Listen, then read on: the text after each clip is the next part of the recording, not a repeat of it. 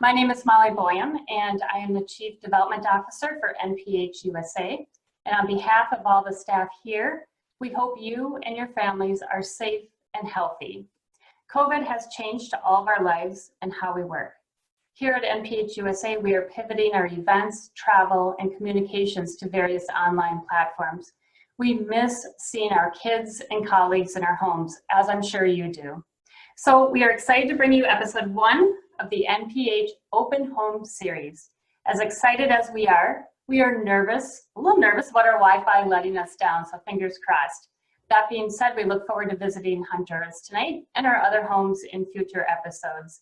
I'm happy to have my colleague Lauren from New Zealand as my co-host tonight. Lauren?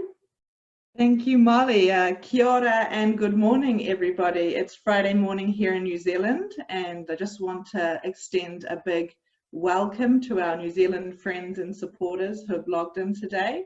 I know that there are a few new faces to NPH, so I just want to give a very brief overview of what it is that NPH actually does. So NPH was started in 1954 in Mexico, and since then we have been helping thousands of vulnerable children and families across 9 countries in Latin America and the Caribbean. At the moment, the borders are closed. We can't go anywhere, so it's a real pleasure to be able to do this online event and welcome you onto the ranch in Honduras, which is home to over 400 children. I was lucky enough to volunteer at the NPH Honduras home in 2013 and 14. And so I'm really emotional about going back on the ranch and seeing the kids and just seeing how they're doing during this really difficult time. So thank you, Stephen, for taking time out of your busy day to join us and tell us what's happening in Honduras and what's happening for our wonderful and beautiful children. Gracias, Stephen. Thank you, everybody. Awesome. Thank you, Lauren and Molly. So great to be able to see you and hear from you very quickly. I'm really excited that we're able to do this event with all of you here today. It's called Open Home, and we really want to draw upon the idea that NPH creates homes and we create family for all of the children that are in our care and the staff that work with them. So going with the theme of an open home, the tone of this episode it's a little more casual. So do feel free to send us messages. Patty Holt, I want to say thank you for being the first person to message us in the chat window. Really appreciate that. Do feel free to send your questions and send your messages. Now that we had a chance to hear from our co-hosts, we have 2 quick videos that we want to play for you just to give you an idea of what's going on in Honduras with the COVID situation and to give you a tiny peek at the ranch. Possibly you've never been there or you haven't been there recently. So we'd like to play those videos for you right now. In Honduras, the heart of Central America, we hear daily negative news reports about the high poverty rate, malnutrition, and violence. But today, there is something else that has joined the main news: the coronavirus, which has hit Honduras with a mortality rate of 9.23%. However, in the midst of hopelessness, there is a place that for more than 30 years has protected the lives of the most vulnerable. And today, we want to take you to this place through your screen. Welcome to NPH Honduras. Welcome to NPH Open Home, the first episode.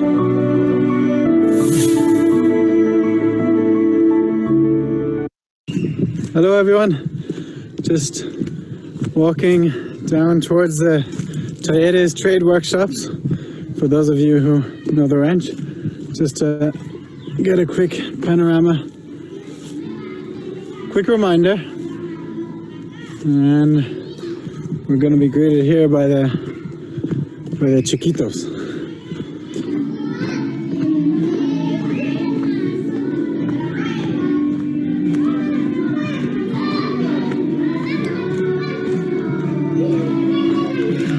Hola, buenas. ¿Cómo estás?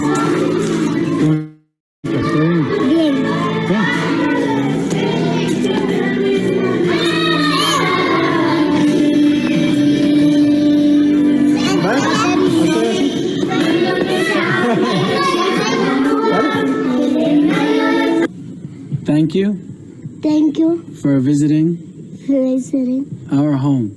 our home. Ahora solo vos. ¿Cómo están, chavos? Adiós. ¿Cómo estamos? Yeah. Thank you Thank you for visiting for visiting our home. our home. Excelente. Hi, everyone. So my name is Alex Hanel, and I am the lucky person who gets to moderate this conversation with Steve today. For those of you who don't know me, I lived and worked in NPH Honduras, also known as The Ranch, for those of you who have not been, for 3 years, up until about last summer. I was on the communications team, both with the home and then with some of our offices. I know many of you are here today because you know Molly or you know Lauren or anyone else through our awesome fundraising offices. It was a great place to live, an amazing place to work, and like so many of the 200 plus people watching today, I'm really excited to hear more from Steve about not only just how the ranch has been, but how things have been in this tough situation for all of us. So yeah, I'm excited to get going. I want to introduce Steve O'Mahony, the National Director, good friend of mine and an incredible person, incredible leader. So Steve, if you could come in, explain about yourself and kind of let us know how the ranch is to start. Sure. Thank you, Alex. I have to play with the phone a bit there for a sec. Hello, everyone, and welcome to NPH Honduras.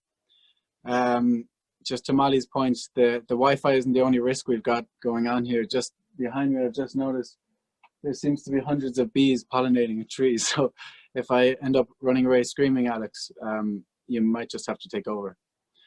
But my name is Steve O'Mahony. I am the National Director of NPH Honduras, and my story with NPH begins back in 2005 when I visited the home in Mexico as a 15-year-old. I was blown away by NPH. I fell in love with the organization, with the kids, and the passion of our staff. I guess that just stayed with me, and 11 years later, I left a job in an investment bank in London to become a volunteer here in Honduras, which I did for 1 year. Then I worked as the assistant director with Stefan Feuerstein, and just last year began as the national director. So just, I guess, a little bit about our situation here on the ranch first, with the coronavirus. And I'd like to start by saying how unbelievably and profoundly proud I am of our staff, our people here on the ground.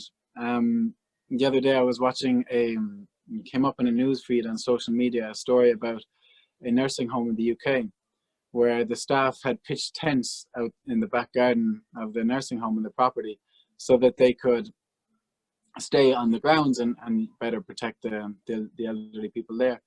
And it reminded me of this situation here and our childcare staff, because they have, since the last 4 or 5 weeks now, they've been here full-time, and they're staying in accommodations here on the ranch and have not been able to leave.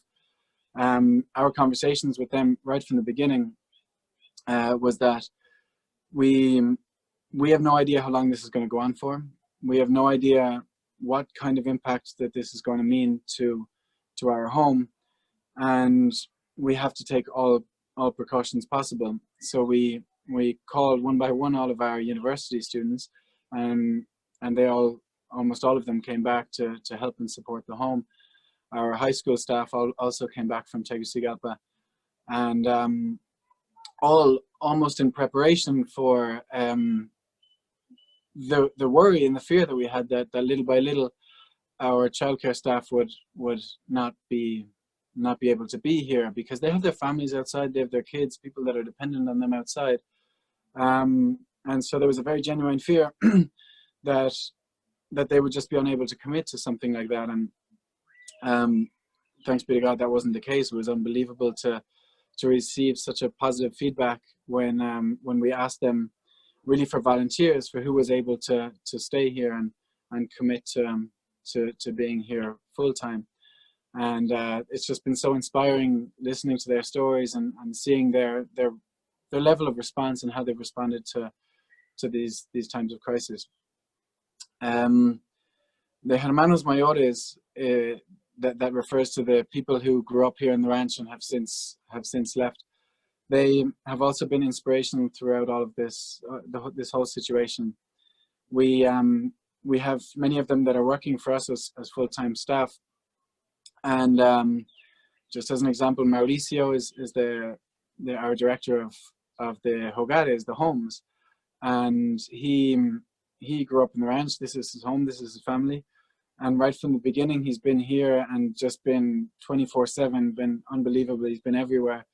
The other day when the university students and the high school students came back from Tegucigalpa, we had an assembly with them to talk to them a little bit about really what the situation is and how much we would need their help, and how grateful we were that they were able to come back. And Mauricio took the stage, and he was reflecting on during his adolescent years when he was here living on the ranch. He was here during the time of Hurricane Mitch, the natural disaster which struck Honduras in '98. And Mauricio reflected upon that time and how the disaster had resulted in all of the bridges, or many of the bridges, being destroyed, and the main access to Tegucigalpa was lost because of that. The ranch was reduced to eating 1 tomato for breakfast and 1 tomato for dinner. And Mauricio, talking with our youth that day in the church, he said to them, during times of crisis, we rely on family more than ever. We rely on each other more than ever. And he's just been so exemplary throughout this whole situation. Another amazing example is Dennis Morales, who is our Director of Administration, and he came back here right from the beginning also with his wife, Dejana. Both of them grew up on the ranch. Dejana is the director of our Montessori school. And Dejana has been giving classes to the younger kids to give a bit of time off to the childcare staff during the mornings. Dennis the other day was up in the mountains fighting forest fires because we're in the height of the dry season. And people are just doing whatever they need to do to protect the home. It's just been amazing to see.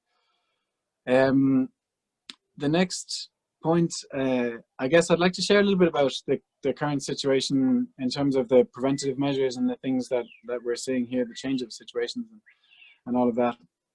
So our approach has been a bit of it's been a 4-pronged approach. The first one is, for any of the childcare staff now going forward, in order to try to return to some semblance of normality, for any of the childcare staff or nursing staff who will be coming in, we will, 5 days before the day that they're supposed to come in, we'll be calling them in their homes and asking whether they've been in contact with people, what sort of measures they've been taking, reminding them of what they need to be doing. There's a whole survey that they need to fill out. Then that's kind of phase 1. Then at the day that they arrive here, at the portón, at the front gate, we're checking their temperatures, we're checking their blood oxygen levels, and making sure that any symptoms that may be presenting themselves, that we have that line of defense also. The third important measure that we're taking is the quarantine period. So anyone that will be coming in to start a shift on the ranch will do 10 days in the Muscati Center, which is it's a conference center for those of you who know the ranch, but it's a large building which we've been using, which is generally used for the medical brigades as housing for them. And so that is now serving as a quarantine area for the people coming in, and they'll stay there for 10 days under the monitoring and supervision of the healthcare team. The fourth approach, the fourth phase, is what we're trying to work on at the moment, and Dr. Merlin Antunes has been pivotal in trying to orchestrate bringing down exams, bringing down tests here to be able to test for the coronavirus, and that would just be incredible. and that's hopefully the next step that we're aiming for. So the kids are adapting well. It's been stressful for them also, as you can imagine. I mean, they've really felt the impact of this, if even just because of the fact that we've had to have our healthcare staff who are doing rounds every single day, checking the temperatures of all of the kids here on the ranch, all of the childcare staff, all of the adults, myself included, the temperature of them every single day, and that's more than 500 people. The other day I went down to Madre Teresa, the younger kids' home for children from 7 to 9, and I was greeted by all the kids who ran over to me and did the Chinese hello, they call it. It's the humble bow, and so they're learning new ways of interacting and relating to each other. And also, you've seen that in the videos, the hug that they're doing, which is another amazing way to show the love and affection, and to try to keep that spirit alive also. Like I said, there are a lot of challenges also. We have had to cancel classes. That has a big impact on the childcare staff, not just in the fact that they missed that break during the day and now working almost 24/7, but also we're still trying to maintain schoolwork, or I guess homework, and the TOs are trying to help them with that, and it's just that brings its own challenges. The university students have been amazing, helping out a lot there also. In the special needs homes, obviously that's a population that's a lot more delicate, so we have very, very strict measures there, the same as Casa Eva, our abuelos, our grandparents' home, and we're making sure that really no one is going in or out of those areas, just themselves, the childcare staff, the people who have to be there, which is quite tough. You walk past Hogar Manuel just down here and you wave in and they're all screaming hello to you and everything, and your hands are tied. You just kind of have to wave from distance.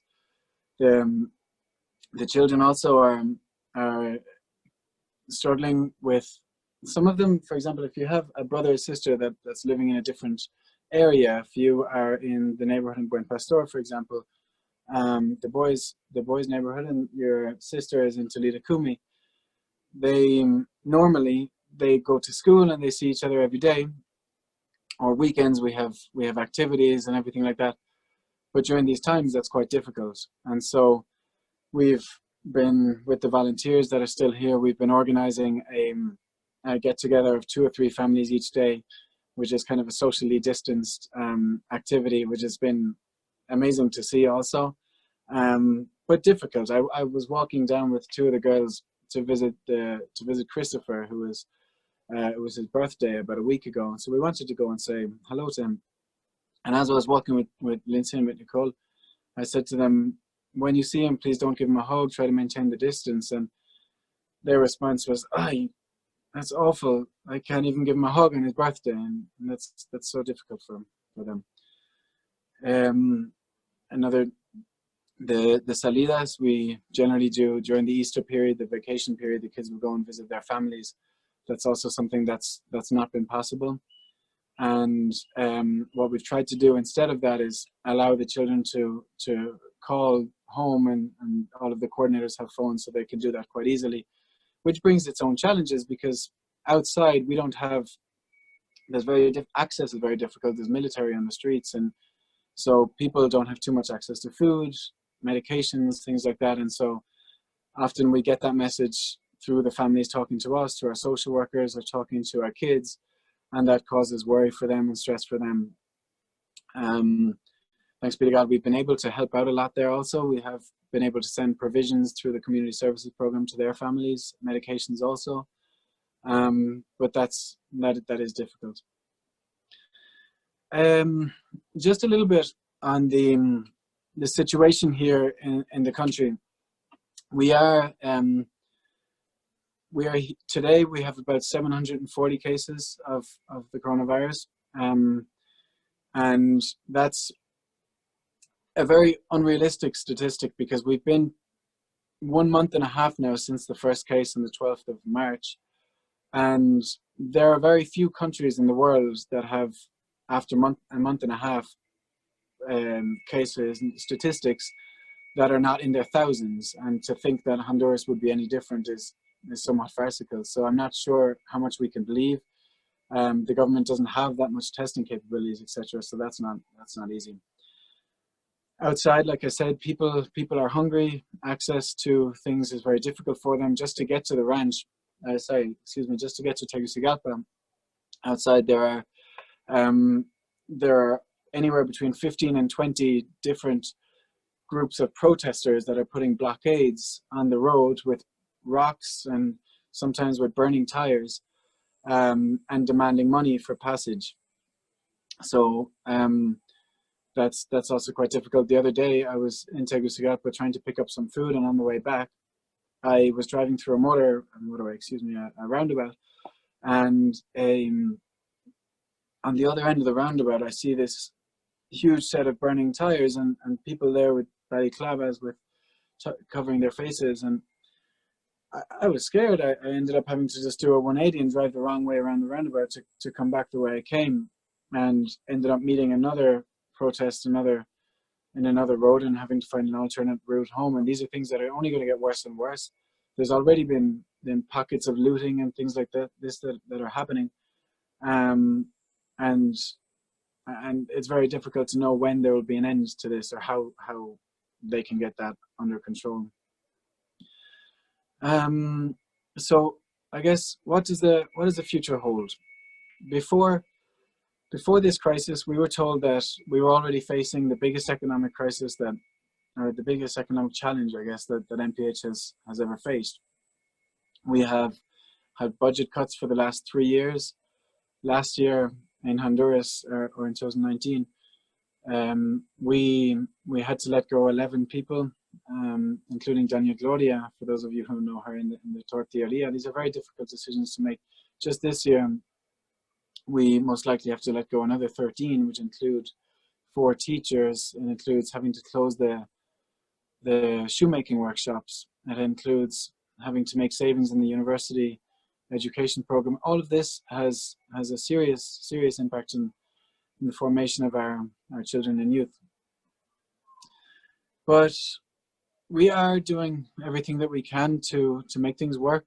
Our staff remain committed and motivated. Just today I went down to visit the Hogares. I walked past Mauricio and some of the tios. They were playing guitar outside of his house with a few of the kids there, grilling corn and just hanging out. So the atmosphere is still okay, still positive. Thanks be to God, we don't have any cases here in the rancho. We haven't had up to now.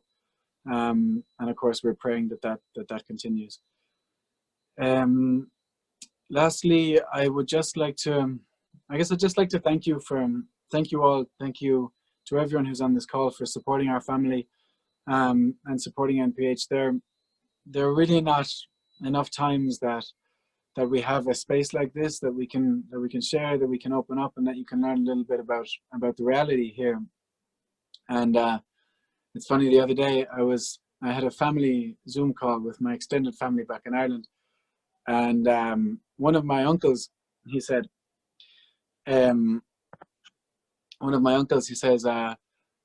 why is it that why did it have to take a global pandemic for me to be able to see all of you feckers? And so it's very true. It's something that it's a joy. It's so nice for me to be able to share with all of you, all of our supporters. The reality is that all of you are so much part of this, and so much, just as much responsible for all of the amazing things and the amazing accomplishments that NPH manages, and our kids and our youth here manage to do every year. You're responsible for the 9 university students who graduated last year, the 25 high school students that graduated last year, the 13 families of children that we had no idea where the families were before, that social work were able to find. And all of this is a team effort, and I just want to say from the bottom of my heart, thank you so much, and God bless. Over to you, Alex. Thanks, Steve. So we're going to get into the Q&A part of this event then. I see that there's already a lot of questions in the Q&A, so thank you for those. But just a reminder, if you do have a question for Steve, please throw them in the Q&A tab rather than the chat. Happy to see so many people are chatting with us, but just to make sure we can see the question specifically for Steve, throw them in there. And we'll get down to it. So the first question that we have for you, Steve, you mentioned a lot of the measures that you guys are implementing on the ranch to make sure everyone's staying safe, like who can come in, who can come out, monitoring, etc. Have you had to turn anyone away at the portone or the gate as you're kind of doing health checks as people come in and out, or what does that whole process looks like? No, up until now, of any of the people that have been coming in, no, we haven't. Implying that they're healthy, then the personnel who are okay. Yeah, no, we haven't had any case of anyone that we've been worried about as such. No, I could just elaborate, and right from the beginning, almost the very first week of this really taking hold in Honduras, we had a scare with one of the volunteers, Matthew, who was presenting certain symptoms, and we thought maybe it might have been that he was exposed to the virus. We sent him, we quarantined him, we sent him to get the test in one of the private hospitals in the city, and that came back negative. So that was a scare, but that was really the closest that we've come in that sense, Alex. And then, so online through a lot of the NPH accounts, we've seen some pictures of the portone and some of these checks, you know, people in full gear doing this and that and all the medical things that might go over my head and some other people's. Could you describe a little bit more of what kind of these checks are like for people who are coming in and out? Yeah, sure. So anyone that's coming in that's just like a driver, for example, who will come in and you know, drop their car off, whatever. What they have to do is get out of the car. They'll have to do the temperature. They'll have to wash their hands. We have been fumigating the car with chlorine, kind of wiping down, cleaning down the car. But in order to that just became a bit onerous. So what we managed to do to sort of change that a little bit was the drivers had to come up and do that in the talleres, in the trade workshop where we have the cars parked generally. So they'll do that there. What else? When we have a big group of people coming in for the quarantine, who are going to start a shift, we will at that point we'll stop them at the portone and we'll talk to them a little bit about the measures that they'll have to take. And then once they go into the quarantine isolated area, we will at that point also give them a welcome speech and talk a little bit about what's expected of them during the quarantine period. I think your question, Alex. Yeah, no, that frankly just sounds like a complete pain. I know for anyone who's been to NPH Honduras, you already know that it's really far away from the city, and just under normal circumstances, traveling to and from can be quite difficult. How are the staff taking that? Is everyone, you know, has this been like a big problem, or are people just happy to be doing what's necessary to be safe? It's a good question.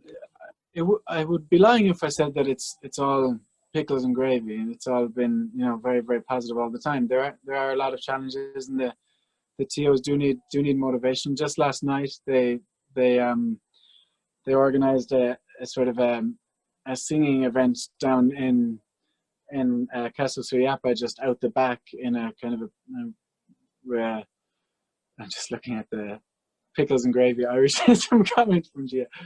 But they had a little bit of a kind of a stress relieving event activity with the TOs last night, which helps a lot. There has been, you know, some people who it's been very difficult for them in terms of worry with their families, and the childcare staff, especially the ones that were here for longer periods of time, right in the beginning, where we had that kind of indefinite period, uncertain period of time. We at that point it was a you know, a quarantine, a national quarantine, where we had, I guess, hoped that the virus would be able to be contained. And during that period, we weren't even talking about these blocks of shifts of people coming in and going out with the quarantine and all of those measures.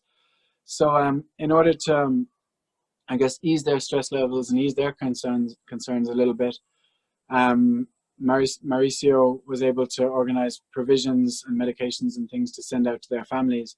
And that was such a huge difference. It made such a difference to them.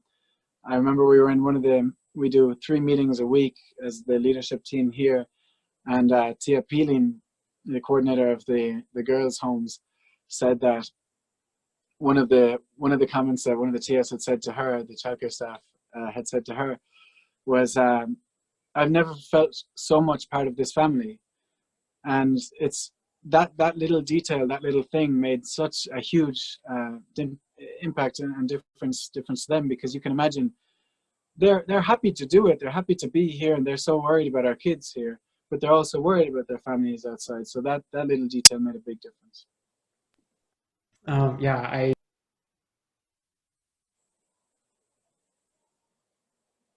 Alex, I don't know if you can hear me, but I can. My fault. Yeah, I can't imagine how difficult that must be. I always was struck by how, especially the caregivers, but all the staff viewed NPH's kids as their own while having families, and that has to be incredibly difficult. So moving on to the kids then, I know that it's the school year for almost everyone around the world, and that's being interrupted in a lot of different ways in a lot of different places.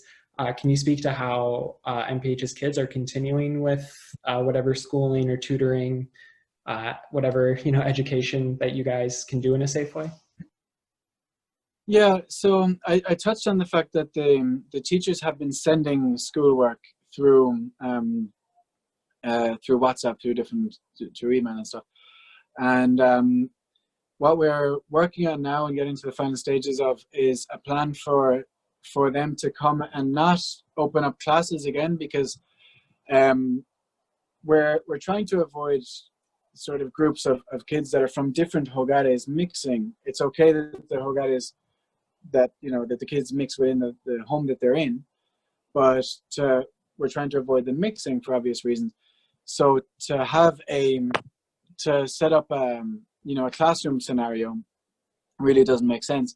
And so we're setting up 4 blocks we're splitting the teachers into 4 blocks, 4 groups, and then 3 or 4 teachers at any point in time will come, and they'll just help doing tutoring in the hogares with the kids after passing through a quarantine period themselves. So in that manner, we're trying to get a bit of continuity there. It's not the same thing, but at least they are getting reinforcements in the academic area. Okay, so next question we have, how have things been with, I know NPH gets a lot of its own food, its own resources from its farm, but a lot of things you do have to bring in from the city or from neighboring towns. Have there been struggles getting needed supplies as of yet? There was a period of time that we were struggling to get some permanent medications, and that was because in San Pedro Sula, in the north of the country, in the state, the department of that city is in, it's called Cortez. That's the department that's been hardest hit, over 70% of the cases. So any of the big medication distributors, where we generally get a lot of our medications, any of the ones that were located in that area, we were unable to get those medications here. That was a challenge, and we weren't sure how long that was going to go on for. And so we were making inquiries here in Francisco Morazan, our state, and we didn't run out. We were able to get the medications, and we were also investigating bringing those medications from the States via FedEx and things.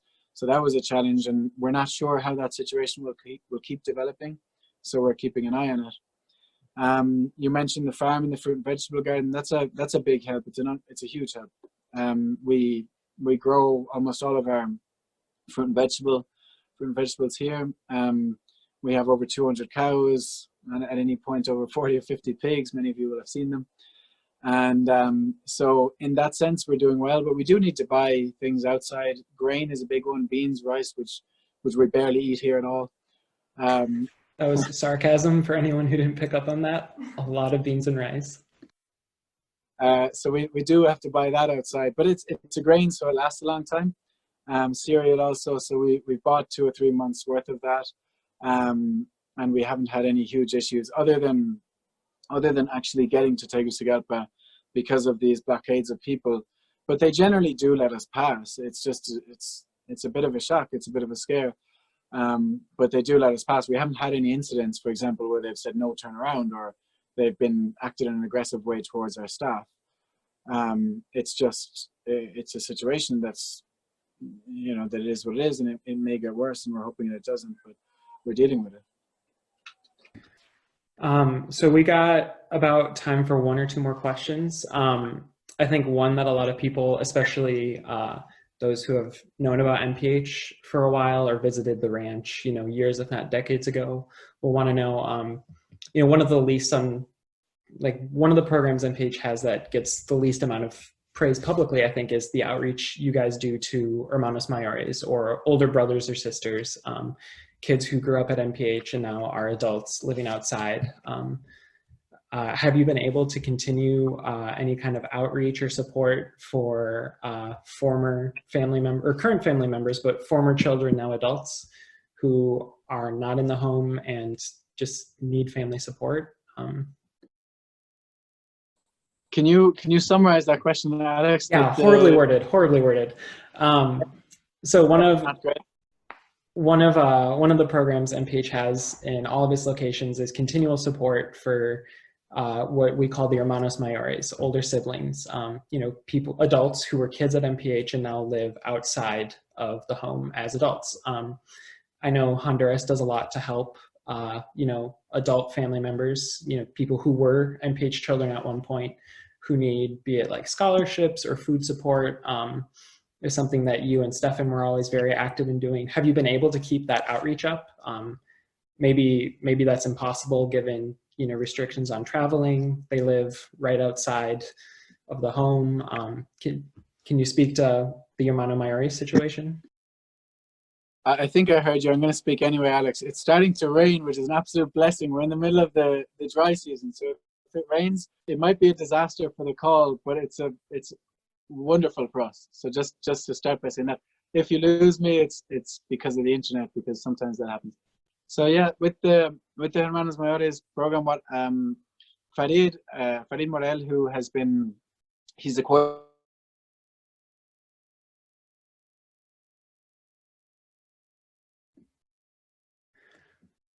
We might be having some technical problems from the Honduras. Hang in there, Steve.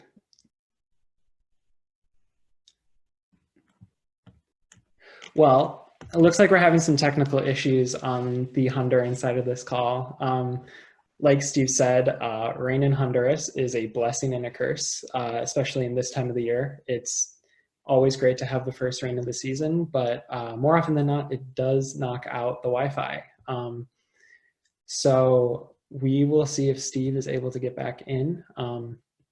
But in the meantime, I can kick it back to our wonderful host from the offices.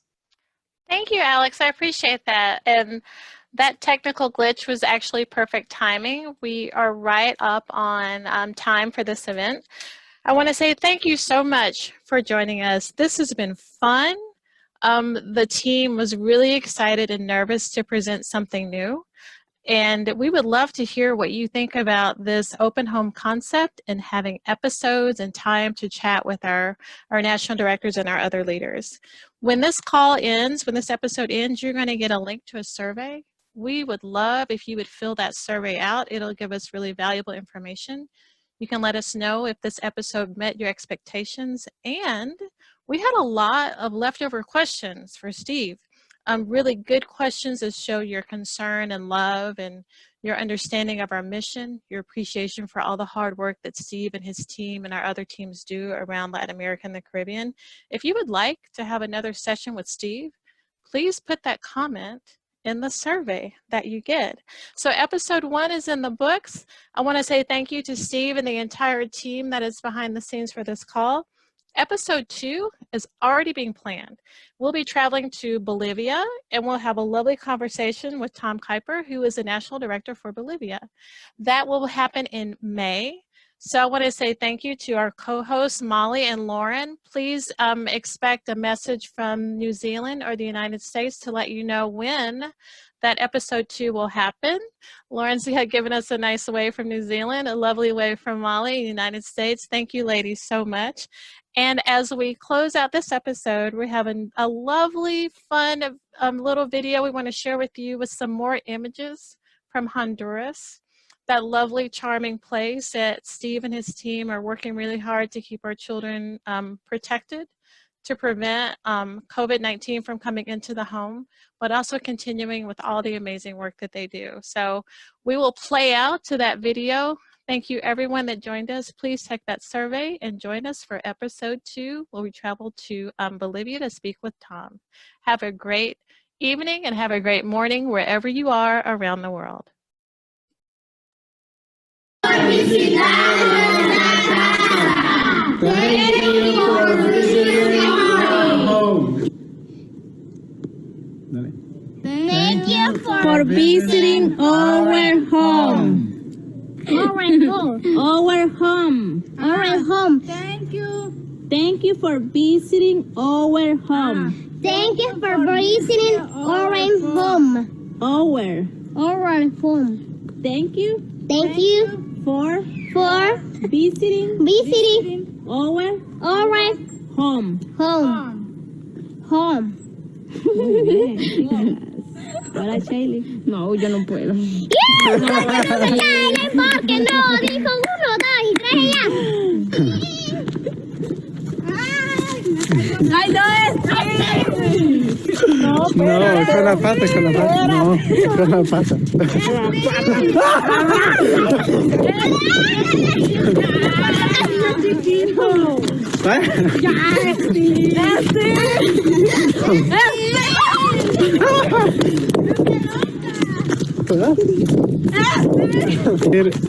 Gracias, no, en inglés mejor. Ay, no. Sí.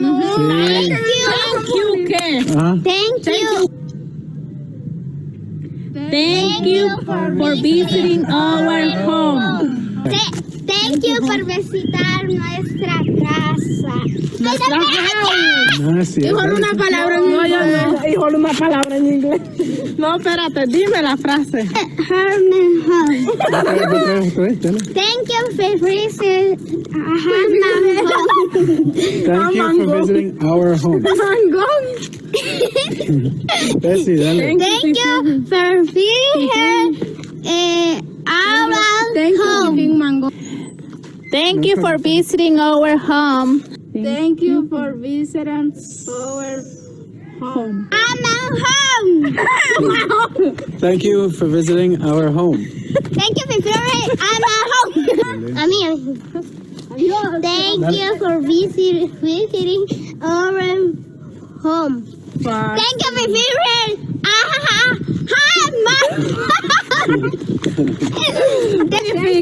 home. Thank you. Gracias, muchas gracias. Very Thank much. you very much. Thank you very much. Ya. ¿Otra vez? Gracias por visitar a nuestra casa y a nuestra familia. Adiós. Dale un abrazo. Un abrazo.